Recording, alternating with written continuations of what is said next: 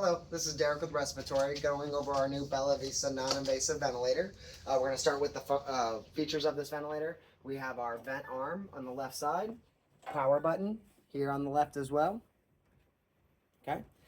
Going to the front of the ventilator, we have our alarm bar, our display, our oxygen manifold, as well as our basket. On the right side, we have our O2 or our pressure line, blue pressure line, and then our inspiratory side as well. To set up this ventilator, you will need you'll need a dry circuit, a bacterial filter, a small, medium, and large mask at minimum, your gel and aerogen setup.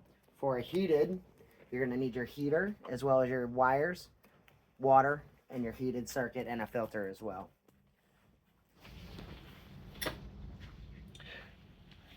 It's important to remember when you first start this machine that it will take a minute and a half to boot up. So it's important to turn it on as soon as you realize you need it. So if you're grabbing it from a room or something, a supply room, I would turn it on as soon as you get to it.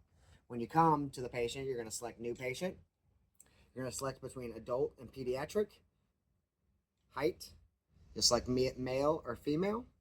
And then height will be in feet and inches. You just pull the slider like this or hit the plus and minus to dial it in. You're going to get your ideal body weight with that as well. Hit OK. Then you're coming to your circuit. We're always going to be on non-invasive ventilation. We're going to have that A circuit, and we're going to do a circuit test.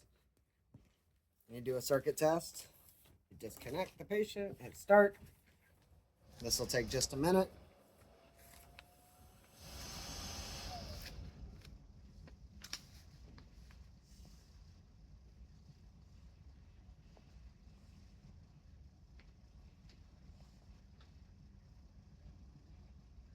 Now, this circuit test only needs to be done once every 30 days or between patients.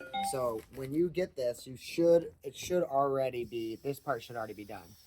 When it asks to occlude, you're going to occlude that in. It's going to check that exhalation port. Okay, all done. All right. And that part is done. The next thing you're going to do is you're going to select your settings here under the settings section. You're going to hit that box. You're going to hit mode.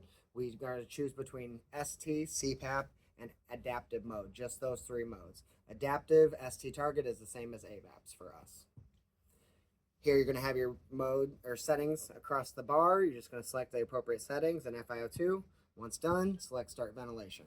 Start ventilation will bring you to the cockpit. You'll know what area you're in because you'll see that in the upper right side. Here at the cockpit, you're going to have your waveforms. You're going to pressure waveform, flow waveform, value waveform. And then on your right side, you're going to have your objective data as well as additional settings here in the cockpit. If you wanted to change one of these objective data, such as the inspiratory percentage, you would hold that box, change value. For me, I'd much rather have IDE ratio. And now that's located there on the cockpit if you were to want to leave it on this screen. From here, you can also swipe left or right, just like you can on most screens, to get to various places. From the cockpit, you can also get to settings. Here, if you change your settings here, it will show you what that's going to do to your waveform. By increasing our IPAP, it's going to increase the size of our inspiratory waveform. Okay? If you were to, and then apply that, and if you were to want to increase your I time max, it'll show you that it would extend out your inspiratory phase as well. From there, if you hit right again, you're going to get your apnea settings as well as your backup mode. Yeah. Going back to the cockpit, you're also going to have your O2 100% suction, a manual breath if you were need to give an additional breath, and to stop the ventilator. To stop the ventilator, you just hit stop ventilation, grab that bar, pull it over, and it'll stop ventilation. We're going to go ahead and restart. All right, from here, that's basically everything you hear. From the bottom row, starting at the main menu, you're going to have monitoring, trending, and setting. Monitoring is just going to take you to a place where you can look at values, but there won't be a place where you can put in settings on this. Back to the main menu, trending. This is where you can trend values such as peak airway pressure, PEEP, tidal volume, minute volume over a set period of time. As long as you're not selecting new patient every time you start the ventilator up, it will trend this data over a period of time. Back to the main menu. Here you have settings. Again, this will take you to that setting thing where, again, it's going to take you back and forth between your cockpit, your settings, and your backup settings. Back to the main menu. Here you also have alarm settings. If you select alarm settings, it'll take you to your alarms.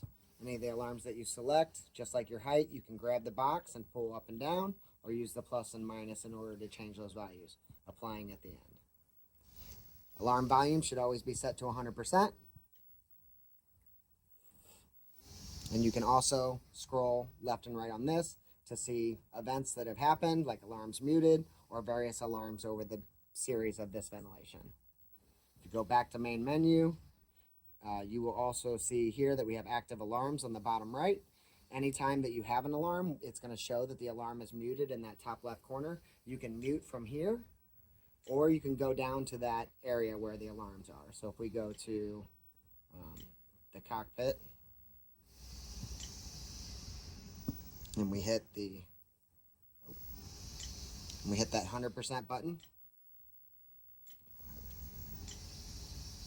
we'll see that we're going to get an alarm. We can select here or here to stop that alarm. This is considered a red alarm, and you can clear that alarm out by hitting up there, and it goes away.